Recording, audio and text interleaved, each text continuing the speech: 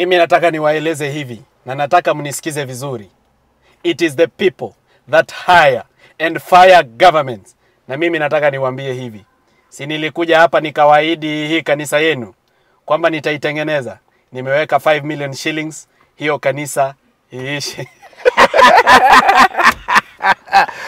And that is the man himself, Morara Kebaso.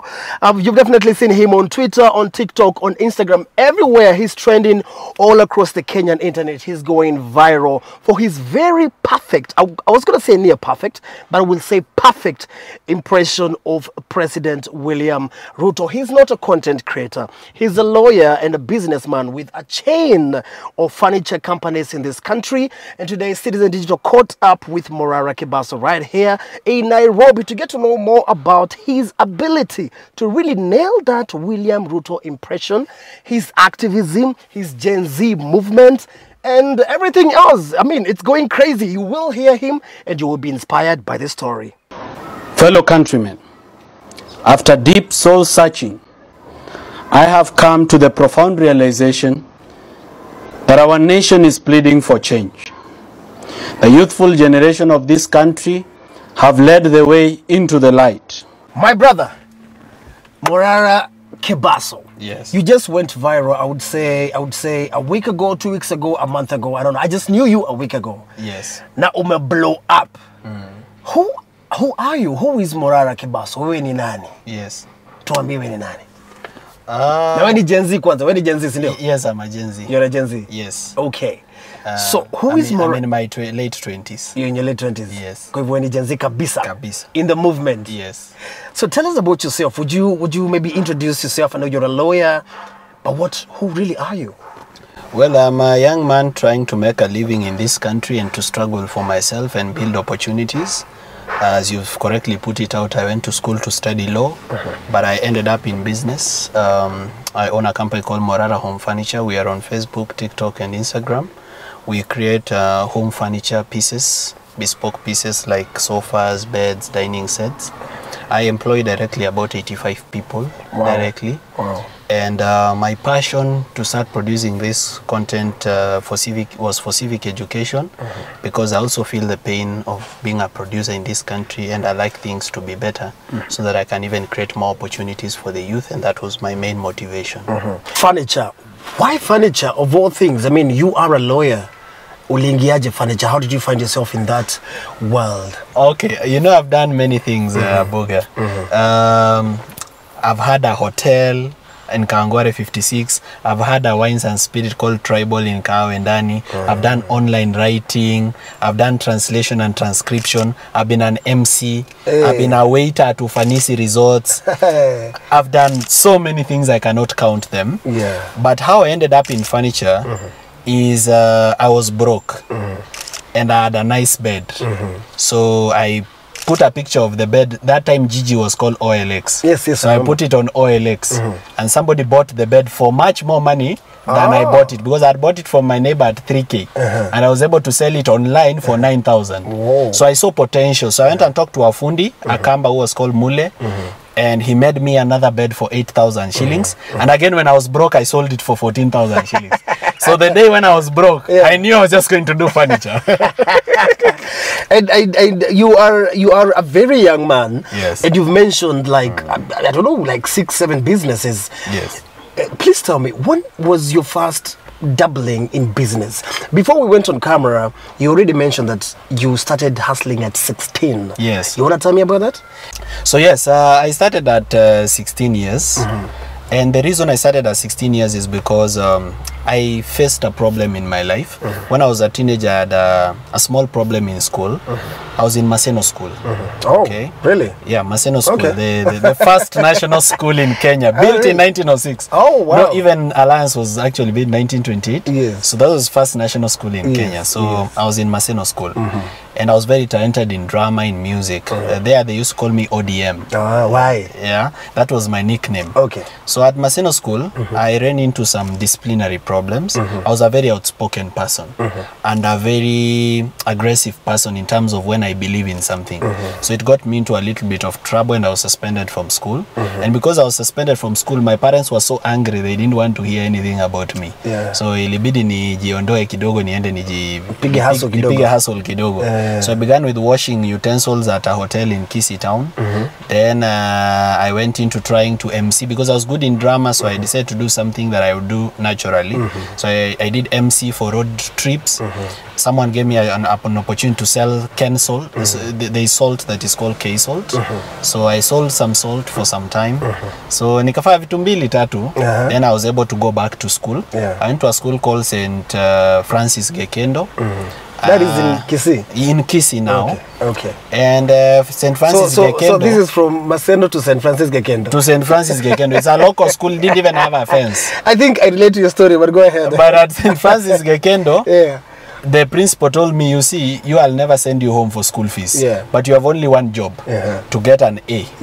And indeed, the A that I got, it has never been achieved since the school was established in 1979. And up to now, nobody has gotten the points that I got. The kind of points you got. Wow, brilliant. Then I came now to law school, Kenyatta University. So ukamaliza law, but at some point you felt, nah, this is not what I'm going to do. Nitaingia kwa biashara. That's... No. It's not that... nilimaliza law school ndio nikaanza biashara. In the university, I was a very aggressive person as a student leader.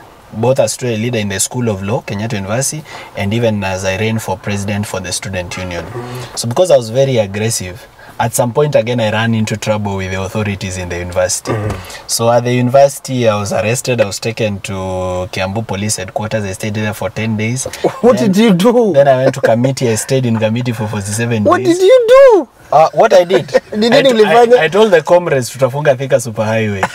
Mwambia Uhuru must not go to Gatundu. So what year is this? What mwaka gani? This is happening around 2016. 2016. So when I came... Umeleta ujeuri sasa university. Okay. So wakati ilikuwa ikakuwa moto, of course later I went to the High Court and won the case and came back to school. But by then, kabla nirudisho shule, I needed something to do. So I began first with doing online writing. And online research. I was assisted by my friend who is in Australia. It's called Robin Boit. Boit, that time he was the student leader for Multimedia University. So alikuwa ananiallow, sikuwa na laptop na sikuwa na smartphone. Unatumia yake. Nasikia vijana wakicomplain na shindo sana because me I didn't even have a laptop, I didn't have anything. So nikaanza kufanya writing. I got some money.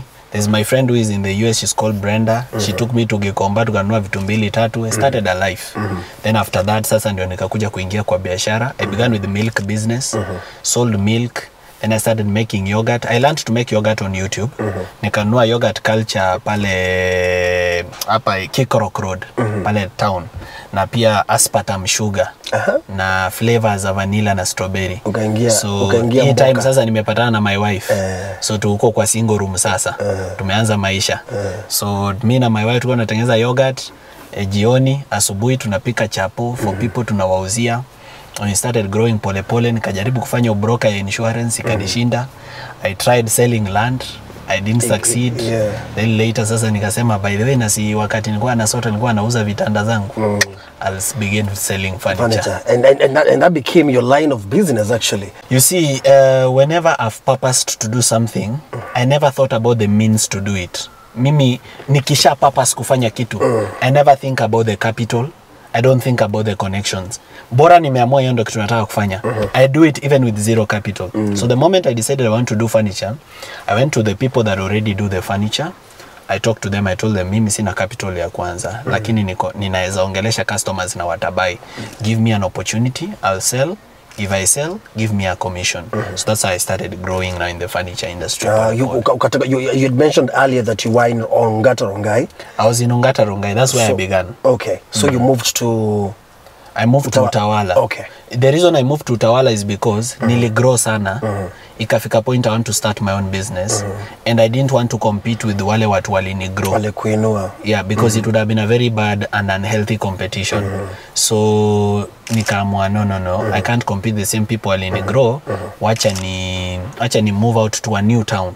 So nikajiuliza, where do most of my customers call me from? My customer wengi wale wana make inquiries online. Wengi wanauliza kutoka wapi. And I chose a central place. I'd never been to Utawala before. I came there the first time na nikaanza biashara for the first time. Mimi nataka niwaeleze hivi na mnisikize vizuri. Nilisema hivi, all civil servants above the age of 60 to go home and give opportunities to our youth. Mimi nimepea kazi huyu rafiki yangu Musalia. Si huyu wako ini status. Na huyu rafiki yangu Oparanya. Si huyu ni baby boy. Na huyu Bedan Muturi. Ati mnasemaje? Si hawa ndio vijana machachari. Most people have known you now from the recent videos that you're creating. Uko juu ya gari. And you have a very perfect, a very impeccable impression of... I've seen people imitate Ruto, but you've nailed it. The impression, the talk, the intonation, the gestures. Ulijifunzaje kuongea kama Ruto? Ni kitu ya juzi? Have you always had this thing inside of you? First, you need to know that when I was in high school and even in primary school, I was among the best in drama and music. In fact, I was the best actor nationals many times. The number of trophies that I have for drama and music are so many, they are uncountable. They are not even comparable to what I have in other fields. So it's a talent that I have that I have not utilized. So when this thing came up, I was not doing it for fun. Or for just entertainment. I was doing it to educate my fellow youth. I was looking for a way to get into their hearts and get them to understand what is it we are fighting for.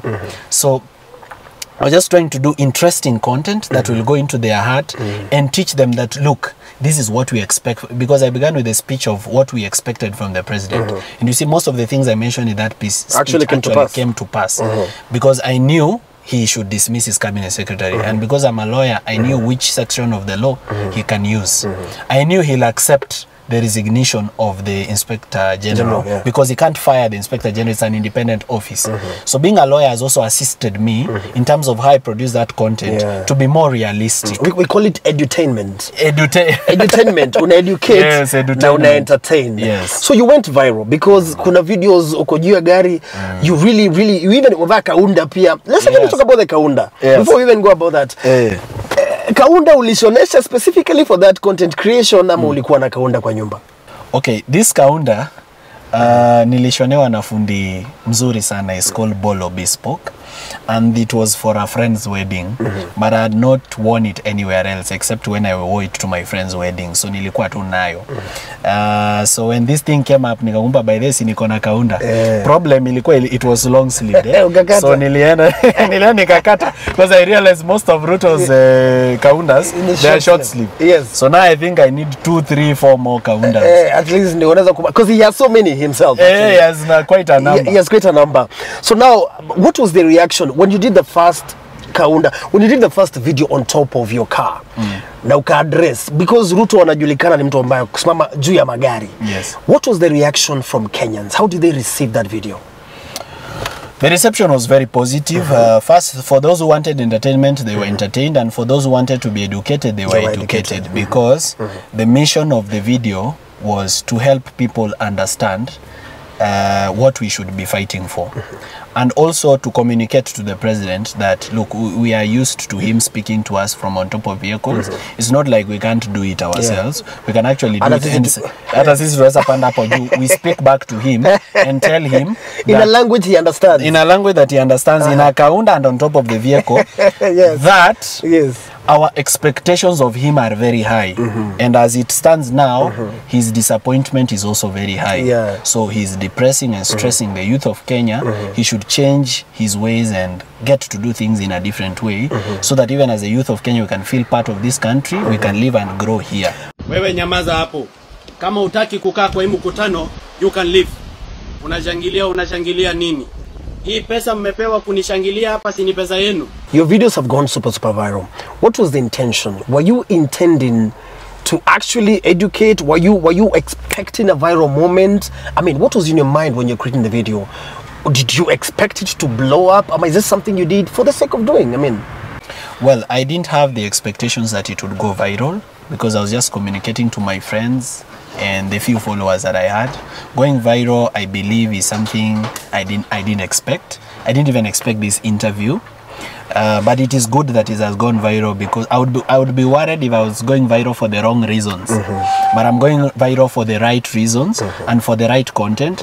And if it goes viral, actually it is touching someone and it is teaching someone who maybe would not have understood. You know, just in conferences, in TV, a lot of English is spoken. A lot of jargon. Na wale watu wenye sahi tunafaa kufanyia civic education ni wenye wako kwa ground. Hao wenye wana celebrate kwamba mtu wetu amewekwa kwa cabinet, the mtu wetu mentality. Ni mwizi ameiba lakini ni wetu. These are the people we need to educate. And we need to find a way to break it down. In a language they'll get it, and in a way that will reach them at their level. Yes. I was watching one of your videos with a friend in the office, and they said, huyu jamaa atakujiwa. And a couple people actually say that in the office, huyu jamaa. And I actually kind of agreed they might come for you. Have you thought about that? Are you worried about your safety? Yes, you see, we are human beings. If you are not fearful, then you are foolish. But fear is not something I've ever allowed in my life to control my actions. Because fear is the limiting factor for most of the people in this earth. Even in business, people have the fear. What if I take a loan? This loan. What if I fail? What if the business fails? Whereas the biggest investments that have been made in business were actually loans. In fact, nobody can build a mall worth 5 billion without a loan. True. So fear is a big limiting factor even in career. People don't go for interviews. They say, labda tayari wako na mtu. You see, and maybe hawana mtu. You see. So fear is not something that is going to define me. And I'm not going to... Actually, my principle about fear is that I'm too broke to buy fear. Okay, that's a good one. I'll just speak my mind openly. If I die, everybody will die, including the person killing me. They'll die. If I get arrested, I'll have my day in court, and I'll go there and defend myself. And if I'm lucky enough and the Lord is on my side, the judge will be fair. All right? So I'm not afraid of anything. I'll speak my mind openly, transparently, and every day without fear and without a piece of a shadow of a doubt.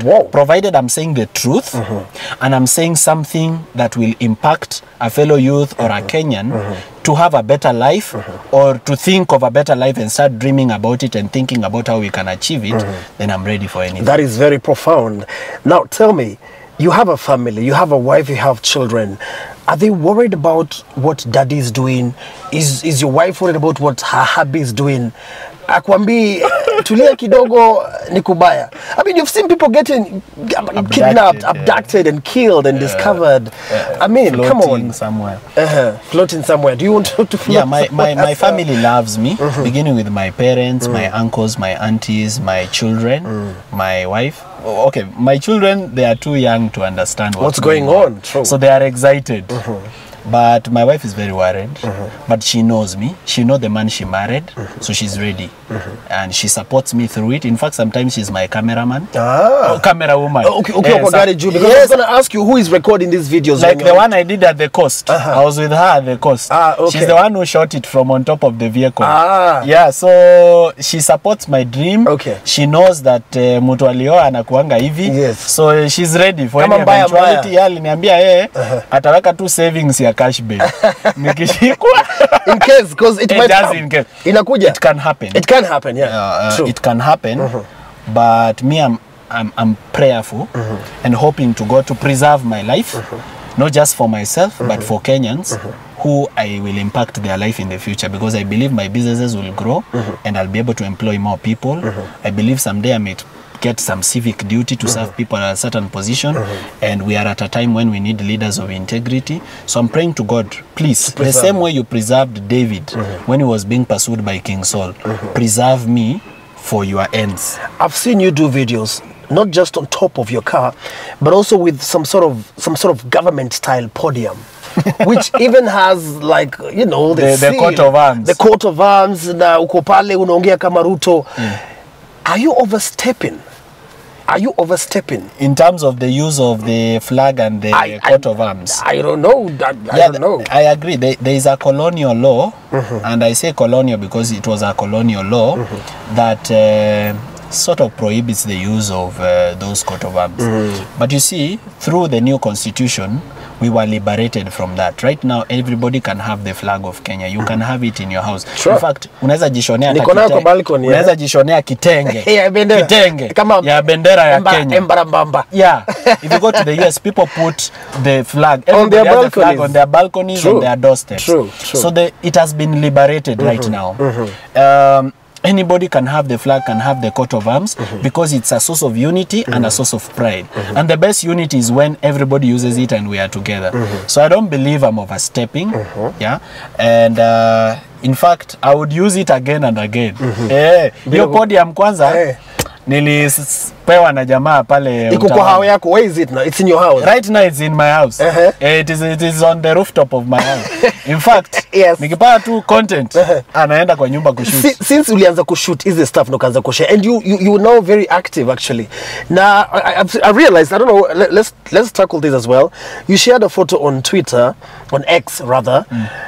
Ukisema nane utakuwa Nitakuwa state house. Utakuwa state house on the 8th of August. Utakuwa what is that for? Milking a lion while seated on a porcupine. You see, that is a proverbial thing, but they don't understand it literally. It's not like I'll come with my lion. Of course, I know. It means I'll be facing a monumental task. On that day. You see, milking a lion is not easy. And sitting on a porcupine, I mean, the imagery is crazy. The injury of sitting on a porcupine is massive. So what I meant to say is that this will not be an easy task. It will be, but it is necessary. Do you think you might find yourself in State House? Well, I might find myself in State House in two ways. You might be elected. Either I might be elected to go to State House as a president, or I might be called to State House niambiwe sasa hizo ideas zenye unatoa pale kwa content tupatie, hebu ziseme hapa sasa. Alright? Thirdly, I might find myself in State House on the 8th of August. Aki ya Mungu. 8th of August nakula lunch State House. Nasikudanganyi.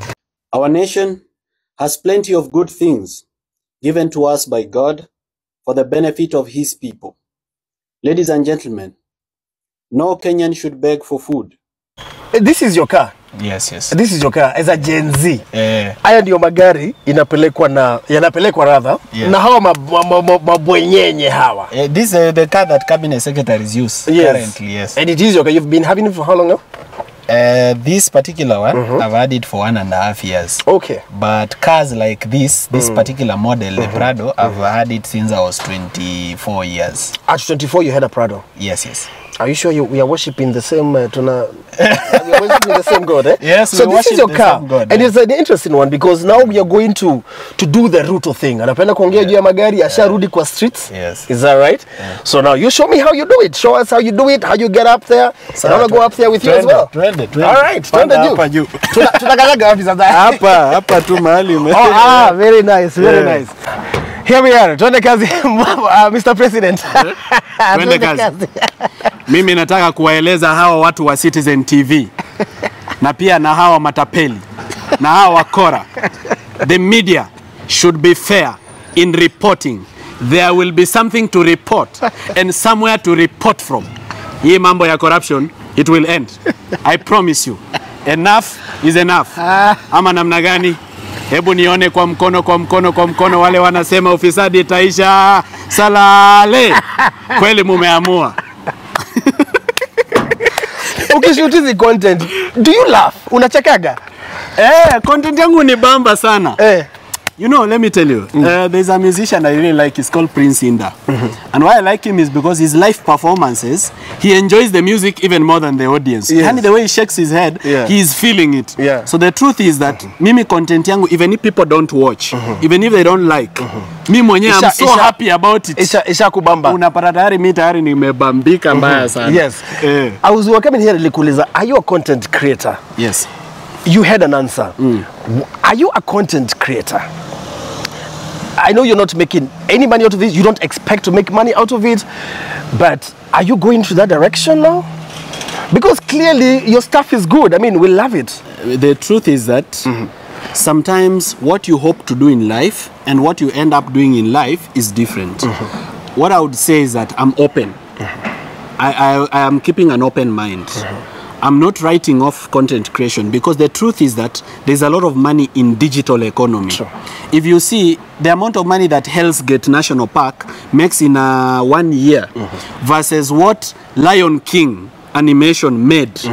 You know, the Lion King, yani walichora Simba using the computers, did animation, and they've been able to make billions of not shillings, of dollars, more than Hell's Gate has ever made since. So it's true that there's a lot of money in digital economy. I'm keeping an open mind. I don't want to say never. At some point, I may find myself doing it. True. Yes. So, well, the movement is crazy. Do you feel like the Gen Zs have achieved anything so far? Honest opinion. Have we achieved? Are we losing track? Are we, I mean... First, let me congratulate all the Gen Z in Kenya and abroad who came out to stand for good governance. You've achieved a lot. Don't go home feeling bad. Rome was not built in a day. Some of the problems that are in Kenya are over 60 years. You can't, there's no quick fix. You can't fix them in a month. You can't fix them in a month or in a day. You've already done a lot because number one, your MP now knows that he must vote properly if he wants to come back to the village. Number two, the president now knows that there is a generation that is more aware, that is able to access information. Because the Gen Z, they were even going to the website of the Auditor General, downloading the audited statements and reading them on TikTok, educating their fellow youth that, you know, this is what the Auditor General's report means. So I think the president and the political class now know that there is a generation of people that are more aware and that are even informing their parents in the village that, look, this and this is what we expect. So it's not so a lot has been achieved. For sure, Kenya has made serious change, but we are not satisfied with what has happened. We can do more. I was going to ask you, do you think the president is listening? The president is listening, but he is dishonest. Okay. Yes. The president is listening. He knows what the youth want, but he is dishonest about it. He is not being honest about his intentions. Because number one, why fire a cabinet, then bring back the same cabinet of the same individuals without giving positions even to the youth? That's number one. Number two, people are not doing this for individuals to get positions. People are doing this so that we can have better governance and an end to corruption. That's why when I did my video, ulisikia nikisema kwa mambo ya corruption, he is planless. Planless means he doesn't have a plan. He doesn't have a clear plan that he can explain to us that this is what I'm going to do about corruption. So the president is listening, but I believe he's in it too deep. That he is unable to upset his political friends and to upset the political structure of our country to the extent that he doesn't want to be the president that will make change. He wants somebody else to do it. Lakini sio yeye. Someone is telling us, someone has told Gen Z, this, I'm gonna ask you 1-2 more questions. Tumeambiwa Gen Z, if you want change, vie for positions. Is that something you're thinking about? Would you vie for a position? If you want to bring change, do you want to vie? Are you ready for that? Personally, I'm not interested in political leadership. I'm not interested because our politics imeharibika. A person of good integrity like myself, nitaenda kujichafua huko. Because first, let's look at the process of becoming a political leader in Kenya. Number one, I can't run for president because the constitution already says a president must be 35 years and above. So tayari mefungia Gen Z nje na part of the millennials. Unaona? So even if we are told run for that position, we are not going to run for president because the constitution already bars us. Then the other problem is these other seats, if it's ODM, you have to buy the ticket. They've made it so difficult that lazima ununue. If you don't have the money to buy, then it's a problem. And if you have the money to buy, you're not sure that you're going to win. And if you win, you owe your allegiance not to your voters, but to the person who gave you the ticket. So you're not able to be objective, even in parliament, when you are voting for things or when you are introducing legislation. So I believe politics will waste me. It will make me look like a fool. People will put so much expectations on me and I'll be unable to deliver. So for the sanity of my mind, I'm not interested. I want you to look at the camera, wambie Subaru boys. Unaona Subaru boys Kenya wanafanya. Wambie na ile sauti yetu ile sauti. A word to the Subaru boys. Mimi nataka kuambia hawa askari wetu wa DCI, being a police officer in our country is a great honor. Na sisi tunawapenda. You are our brothers. You are our sisters. Do not be used to hurt or to kill the youth of Kenya. These are your future. Na mimi nataka niwaeleze nyinyi, my friend, when you will be accountable before I pour, these people that are sending you today, they will throw you under the bus. Na hiyo ni ukweli, my friend. That is amazing and brilliant from this brilliant young Gen Z, young mind. Very successful, getting into content creation and doing a brilliant job while at it. Check this out. Check more of these videos only on Citizen Digital. My name is Kabuga.